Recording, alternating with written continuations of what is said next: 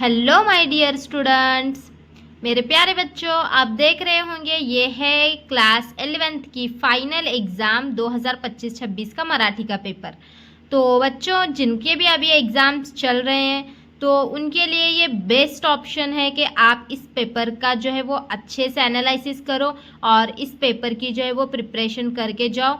इससे आपको बहुत हेल्प होगी। तो देखो, ये अभी 100% 2025-26 का ही पेपर है। कोई कुछ मैंने यहाँ पे कुछ किया नहीं है। तो रियल वाला पेपर 2025-26 का ही है। ये क्लास 11th का फाइनल एग्जाम का है, महाराष्ट्र बोर्ड का। ठीक है, तो अभी देखो यहाँ पे आपको मैं यहाँ पे पेपर का एनालिसिस करवाती हूँ और आपको बताती हूँ सारे क्वेश्चंस कैसे अटेम्प्ट कर रहे हैं। तो चलो हम वीडियो को स्टार्ट करते हैं और हमारे चैनल तड़वल अकेडमी को ज़रूर सब्सक्राइब करना, क्योंकि बच्चों आपको इसमें 12th के, आप अब 11th में हो तो आपको 12th के लेक्चर भी यहाँ पे अवेलेबल मैं करने वाली हूँ। तो सारे लेक्चर्स यहाँ पे होंगे और MHT-CET की जो बच्चे साइंस से पढ़ रहे हैं उनके लिए MHT-CET की भी प्रिपरेशन कराऊंगी। तो अभी हम स्टार्ट करने वाले हैं हमारी जर्नी को। तो ये अभी पेपर का एनालिसिस मैं यहाँ पे करवा रही हूँ। तो बच्चों अभी देखो, यहाँ पे आपको सबसे पहले तो ना विभाग 1 होता है गद्य का, जो है वो 20 मार्क्स के लिए होता है। तो ये पेपर आर्ट्स, कॉमर्स, साइंस तीनों के लिए ऐसे ही रहेगा। मराठी क्योंकि ऑलमोस्ट इंग्लिश और मराठी का पेपर सेम ही होता है आर्ट्स, कॉमर्स और साइंस के लिए। तो इंग्लिश का पेपर मैंने अपलोड कर दिया, ये मराठी का है। फिर देखो यहाँ पे विभाग 1 जो है गद्य, ये 20 मार्क्स के लिए होता है। तो यहाँ पे देखो आपको खालील उतार्याच्या यहाँ पे उतार्याच्या आधारे सूचनेनुसार कृती कराए, मतलब कि यहाँ पे आपको पैराग्राफ दिया जाता है। तो ये पैराग्राफ पढ़कर फिर आपको यहाँ पे क्या है, क्वेश्चन सॉल्व करने होते हैं। फिर इसमें देखो यहाँ पे सबसे पहले क्वेश्चन 1 में चौकट पूर्ण करा है। तो यहाँ पे आपको ये बॉक्स दिए गए हैं। यहाँ पे क्या है, पुस्तकांवर आत्यंतिक प्रेम करणारी डैश डैश मी पाहिली आहेत। तो यहाँ पे आपको इस तरीके के वर्ड्स देखना है पेपर में, कहाँ पे हैं। तो अत्यंत प्रेम करनारी, ऐसा यहाँ पे आपको वर्ड्स ढूंढने हैं और उसी में से जो है वो आपको उठाकर यहाँ पे बॉक्स में लिखना है। तो यहाँ पे भी देखो, दीर्घ काळ टिकणाऱ्या सुगंध प्रमाणे ती डैश डैश मनात दरवळत राहतात। तो ऐसे वर्ड्स आपको पैराग्राफ में ढूंढना है, कहाँ पे दिखते हैं। और ऑलमोस्ट मराठी का क्या है, आपको, मुझे पता है कि आपको आता ही होगा सब, क्योंकि मराठी आपको समझ में भी आती है, महाराष्ट्र बोर्ड मतलब, और पढ़ भी लेते हो आप सब, तो उतना कुछ मुश्किल नहीं है। तो अच्छे से इस पैराग्राफ में पढ़ो और उन क्वेश्चंस को सॉल्व करो। फिर उसके बाद देखो, मैं कुछ ट्रिक्स भी बताने वाली हूँ इसमें, तो उसको ध्यान से सुनना। तो यहाँ पे ये क्वेश्चन नंबर 2 क्या था, कोणते लिहा, ऊपर एक था देखो बच्चों यहाँ पे क्वेश्चन नंबर 2। तो ये कोणते लिहा ऐसे टाइप के जो क्वेश्चन होते हैं, इसमें आपको कधीही विश्वासघात न करनारी, यहाँ पे आपको उसके लिए पर्टिकुलर एक वर्ड जो है वो लिखना होता है। तो ये आपको पता होगा, कैसे आपने इससे पहले भी सॉल्व किया होगा ना पेपर 10th में वगैरह, तो वैसा ही होता है।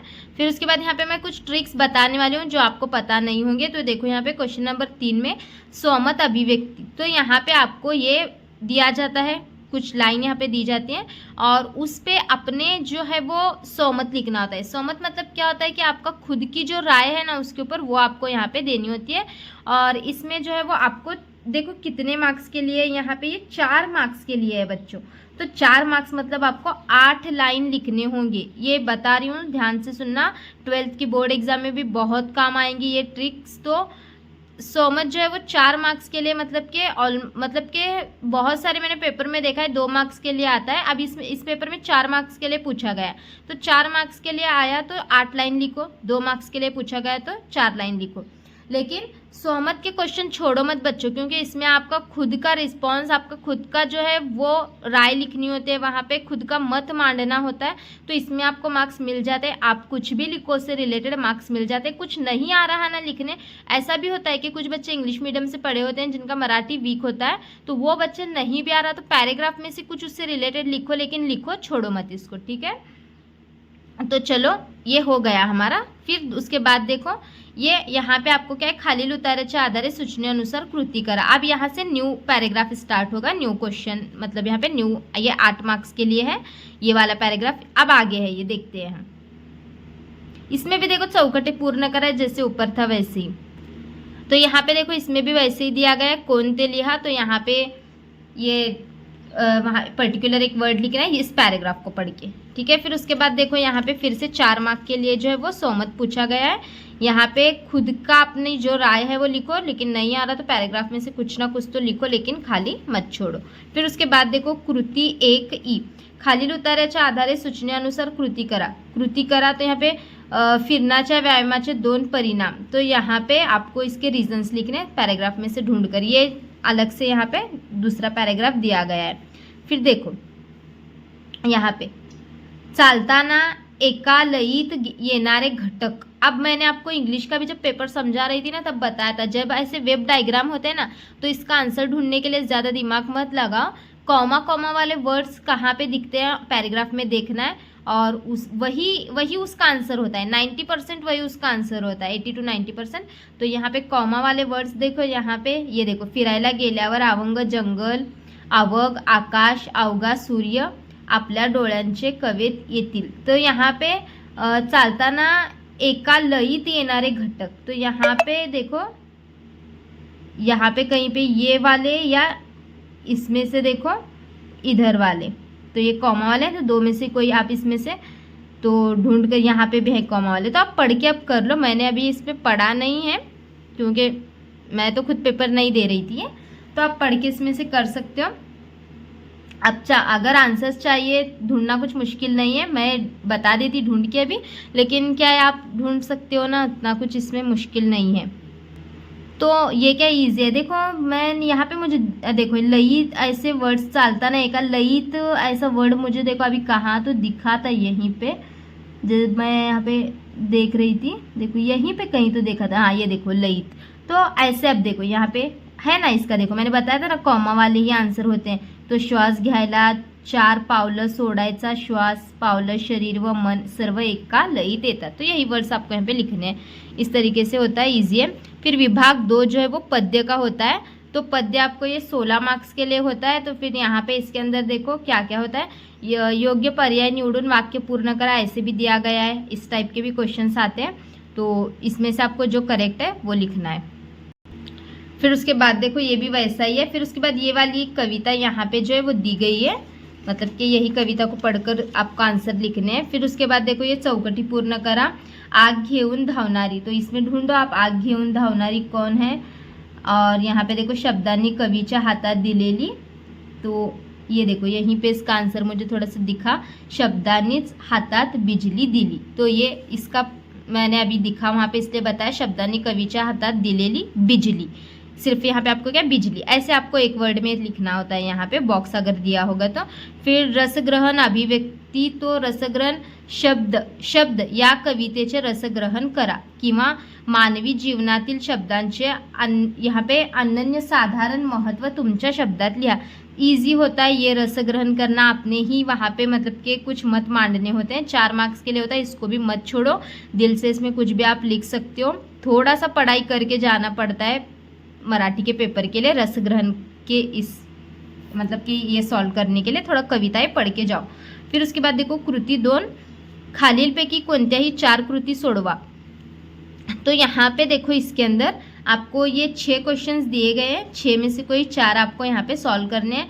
और इसके लिए भी देखो शेला हिरवा पांगर, यहाँ पे मालकांच्या स्वप्नावर या ओळीतील भाव सौंदर्य स्पष्ट करा। तो इसके लिए भी आपको थोड़ा सा आपके टेक्स्ट बुक में आपको मतलब कि लेसन्स वगैरह सब पता होना चाहिए। थोड़ा सा ये वाला 8 मार्क्स का जो पार्ट होता है ना बच्चों, इसके लिए थोड़ा सा आपको पढ़ना पड़ता है, इसमें आप डायरेक्ट कुछ कर नहीं सकते, तो इसके लिए थोड़ा सा पढ़ो आप टेक्स्ट बुक से। फिर चलो अभी नेक्स्ट, अब यहाँ पे देखो विभाग 3 है, साहित्य प्रकार नाटक, जैसे ड्रामा होता है ना वैसे। तो फिर यहाँ पे कृती 3 खालील उतार्याच्या आधारे सूचनेनुसार कृती करा, चौकट पूर्ण करा। तो यहाँ पे ये क्या है, मैंने आपको पीछे बताया चौकट कैसे पूर्ण करना होता है, एक वर्ड में वहाँ पे सिर्फ लिखना होता है, एक शब्द में, ठीक है। फिर उसके बाद चलो यहाँ पे नीचे देखो, ये देखो ये ऐसे क्वेश्चन आप देखते नहीं और छोड़ देते हो। नाटकातील सर्वात महत्त्वाचा घटक म्हणजे संवाद, याविषयी तुमचे मत स्पष्ट करा। 2 मार्क्स के लिए तो 4 लाइन लिखो। तो मतलब कि बातचीत, संवाद मतलब कि बातचीत, ये सब में इम्पॉर्टेंट होता है, तो उस पर अपनी राय देनी है, अपना मत मांडना है, तो लिखना है उस पर से। फिर उसके बाद देखो खालीलपैकी कोणत्याही 3 कृती सोडवा। तो यहाँ पे आपको टोटल 5 क्वेश्चंस दिए गए हैं, तो ये 5 में से कोई 3 आपको सॉल्व करने हैं 6 मार्क्स के लिए, मतलब कि एक क्वेश्चन के लिए 2 मार्क हैं। तो 2 मार्क्स के लिए आपको कितना लिखना है, 4 से 5 लाइन आपको लिखने हैं इसके अंदर, 5 से 6 लाइन्स लिखो, ठीक है। फिर उसके बाद देखो विभाग 4, अब यहाँ पे देखो थोड़ा सा आप कन्फ्यूज हो जाते हो। तो विभाग 4 उपयोजित मराठी, तो खालीलपैकी कोणत्याही 3 कृती सोडवा। तो खालील मुद्द्यांच्या आधारे उत्तम सूत्रचालकांचा दृष्टीने कार्यक्रम पत्रिकेचे महत्त्व आनंद साधारण आहे हे विधान स्पष्ट करा। तो यहाँ पे ये मुद्दे दिए गए हैं, इसको देखकर आपको ये मतलब के सॉल्व करना है यहाँ पे। फिर उसके बाद अगर हम ये देखेंगे तो यहाँ पे सहसंबंध लिहा बोला गया है इसके अंदर, इसे पढ़ के। और फिर ये तीसरा जो है वो फेसबुक मैत्री आवश्यक की अनावश्यक या विषयवर ब्लॉग लिहा।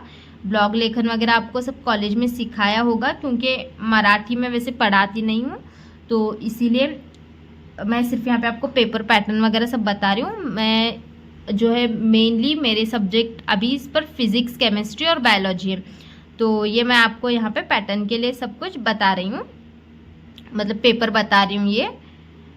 तो इसीलिए मराठी का उतना मैं अभी मतलब मुझे उतना ज़्यादा कुछ इसमें पता नहीं है। तो अनुवाद करताना पाळायची पथ्ये तुमच्या शब्दात लिहा। पता है मुझे मराठी का, लेकिन मतलब कि बहुत ज़्यादा डीप में उतना में मुझे मराठी का नहीं पता, क्योंकि ये मेरा मेन सब्जेक्ट नहीं है बच्चों, इसीलिए। तो फिर ये आप पढ़ के मैं यहाँ पे आपको दिखा रही हूँ पैटर्न, सिर्फ आप करके लो। फिर उसके बाद देखो ये क्वेश्चन नंबर 5 है, तो इसमें से हमने देखा पीछे कितने सॉल्व करने थे, वो देख के आप सॉल्व करो। ये जो इसमें राइटिंग स्किल का जो सेक्शन था अभी मैंने ये 5 क्वेश्चन यहाँ पे बताए, ये 5 क्वेश्चन के अच्छे से प्रैक्टिस करके जाना है आपको, तो 16 मार्क्स आपको पक्के मिल जाएंगे। फिर उसके बाद देखो विभाग 5 जो है वो व्याकरण, लेकिन हाँ मैं व्याकरण वगैरह का पार्ट अच्छे से पढ़ा लेती हूँ मराठी का। मेरा और एक चैनल है ABHT अकेडमी, तो उस पर मैंने अभी 12th बोर्ड के लिए मराठी व्याकरण, मराठी राइटिंग स्किल जो है ना, पूरा पत्र लेखन वगैरह किस तरीके से लिखना है, सॉरी ये 10th का बताया था, तो सब उसमें भी है, आप जाके देख सकते हो। तो यहाँ पे विभाग 5 में जो है वो व्याकरण वगैरह होता है। व्याकरण की भी एक वीडियो मैंने बनाई है, उस चैनल पे है, तो आप चेक कर सकते हो वहाँ से भी। तो ये देखो व्याकरण में शब्द, यहाँ पे देखो शब्द शक्तींचा प्रकार ओळखून लिहा, इस टाइप का एक ग्रामर आपके पास बुक में होगा तो पढ़ के जाओ। फिर खालील काव्य पंक्तीचे काव्य गुण ओळखून लिहा। फिर उसके बाद यहाँ पे देखो खालील वाक्यांपुढे कंसात दिलेल्या सूचनेप्रमाणे कृती करा, तो यहाँ पे केवल वाक्य करा। और यहाँ पे देखो ये आपको पहचान के लिखना है, तो ये सब व्याकरण है। तो व्याकरण मैंने उस चैनल पे अपलोड किया है, आई थिंक वो 10th का है, तो आप इसमें से ही करके जाओ।